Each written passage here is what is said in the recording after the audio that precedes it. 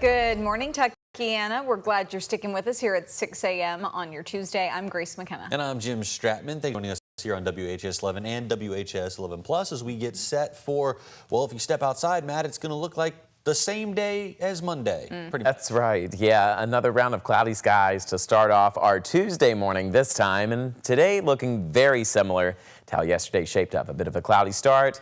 Later into the day, see a few patches of sunshine, and that will give way to some of those scattered showers. As of right now, we do have the cloudy beginning for our Tuesday morning with temperatures ranging into those upper 70s, so a bit warmer for us with winds continuing to stay calm, but that humidity still lasting with us. Temperatures across Kentuckiana this morning into the lower 70s for Bedford, 71 Brandenburg, 73 near Shepherdsville, 72 Shelbyville, 71 for you folks near Lebanon. Satellite and radar continuing to bring in just a few of these passing clouds. You'll notice those clouds still flowing in from our southwest.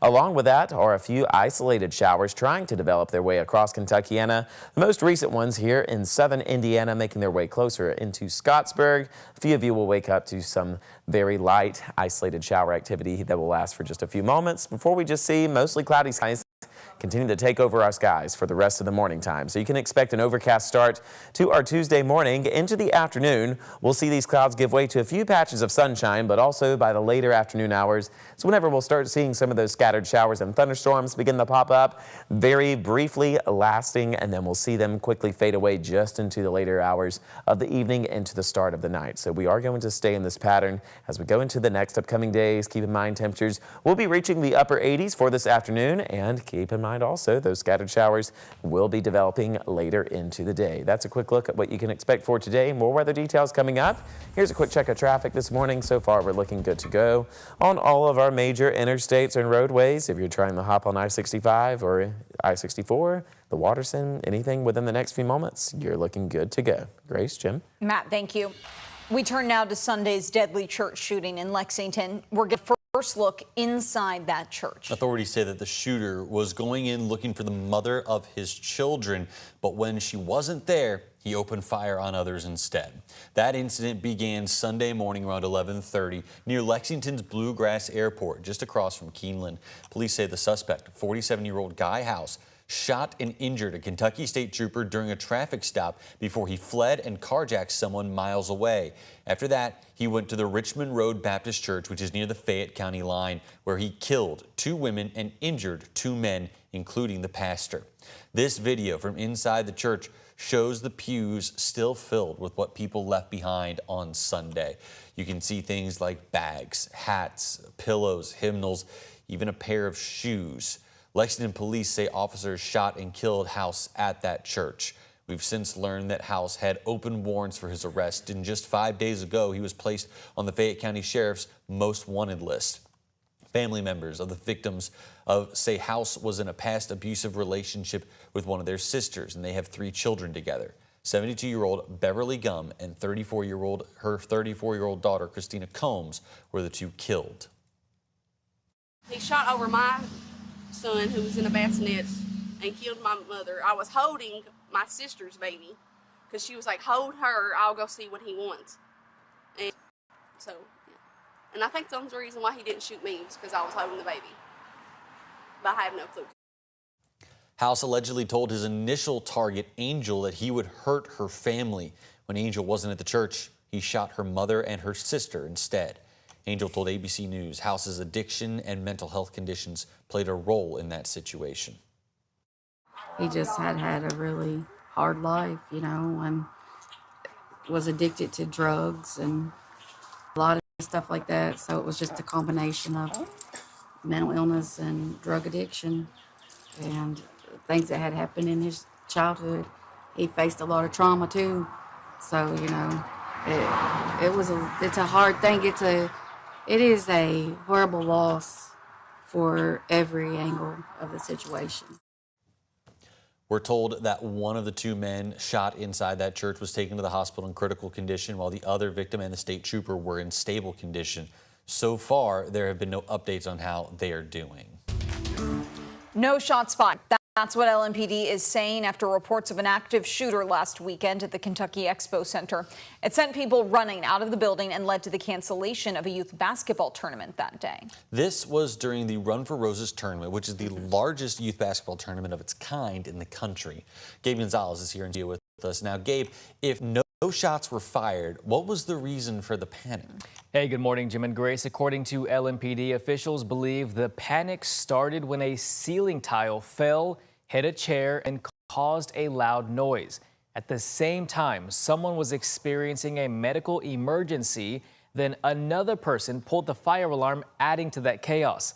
LMPD spokesperson John Bradley explained how things escalated. At this point, we think someone looked over, saw this woman in distress, heard the noise, put two and two together, and said, I think this woman's been shot. WHAS was able to obtain a phone call that details LMPD's response to the scene. Officers were on site within a matter of minutes with long guns. I cannot find anybody that has heard gunshots. It is a possible false alarm. Continue as if it were real. Again, that report was not true, but police also confirmed they received a separate 911 call reporting an active aggressor at Kentucky Kingdom, which was also determined to be unfounded. Officer Bradley said it's very possible the call was a reaction to bystanders seeing large crowds evacuating the Expo Center, but that incident remains under investigation. Now, the tournament did resume on Monday with enhanced security measures, including bag checks and metal detectors. And today is the last day of that tournament. Jim, Grace. Gabe, thank you. Right now, Metro Police are investigating the shooting of a young boy in Pleasure Ridge Park. LMPD responded to the 6500 block of Moravian Drive near Crockett Drive around 9:30 Monday night. Officers say they found the boy, believed to be 8 years old, outside with a gunshot wound to the shoulder. The boy was taken to the hospital and is expected to recover. LMPD is still trying to piece together what happened, and police don't have any suspects right now. The man suspected of killing two women in Shively was found dead by suicide late Sunday night. LaBradford Ward was accused of killing 26-year-old Shantia Simmons and 22-year-old Amaya Cox last Monday. Around 11:20 Sunday night, officers say they located Ward on Shanks Lane in the Rubbertown neighborhood.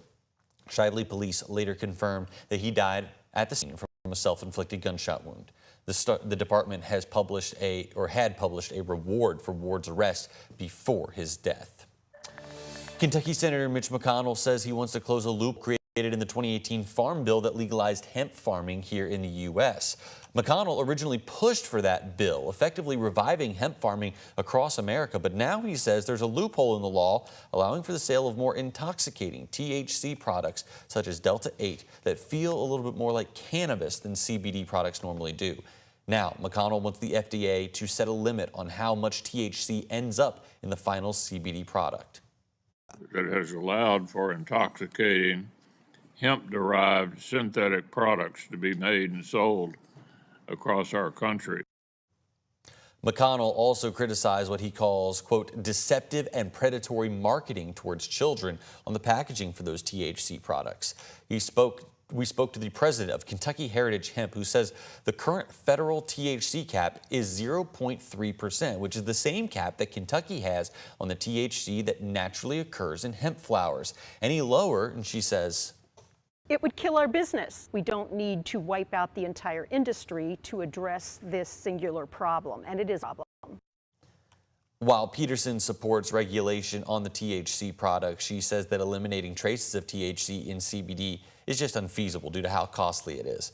In an effort to give CBD producers more time to fall into compliance, McConnell worked in a one-year buffer period into this bill, which has not yet passed. The Norton West Louisville Hospital has been open for 8 months, and today you have a chance to give some feedback on that landmark healthcare facility. Tonight, the Fraser Street Museum is hosting a listening session where you can learn about everything that's happened since the hospital opened, as well as give some feedback on what you'd like to see improved. The hospital sits on South 28th Street, and it opened up back on November 11th as West Louisville's first new hospital in 150 years. The listening session is from 5:30 to 7:30 tonight out at the Fraser History Museum. You're encouraged to register for the event online at the Fraser's website beforehand.